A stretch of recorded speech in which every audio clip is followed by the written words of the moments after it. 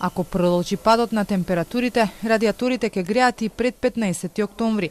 УХМР прогнозира дека од утре па се до петок има врнежи од дожд, пониски температури, а на повисоките места снег. Од ЕСМ уверуваат дека извештаите се следат и ако има услови, испораката на топлинска енергија ќе почне и порано.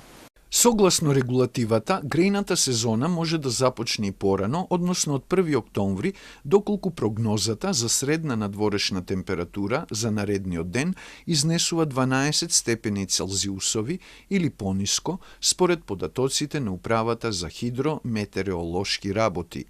Од ЕСМ побара граѓаните да завршат со поправките на внатрешните инсталации, а од регулаторна упатија апел до куќните совети да се платат сметките за струја за топлинските подстаници, за да може да се вклучи грејњето. Но на самиот старт на сезоната домакинствата може да имаат послаби радиатори заради сервисирање на цевката во Бугарија, преку која се врши пренос на газ во земјава. Па така се очекува испораката да се намали, а од 15 до 17 октомври можно е грејњето да биде послабо.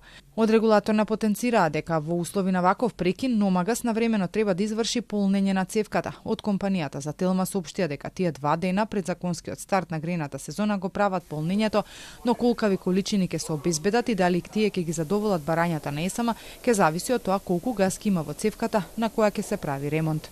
Со ваков проблем се соочивме и пред самиот крај на грејната сезона, кога неколку дена пред да заврши повторно поради ремонт на цевка во Бугарија, граѓаните добија послабо грејње. Според бројките, градско парно користат над 60.000 домакинства, најмалку приклучени има на мрежата на топланата Скопје Север. Уставен суд пред известно време го олесни исклучувањето од мрежата, но од ЕСМ уверуваат дека и покрај тоа немало зголемен број на домакинства кои сакале да го направат тоа.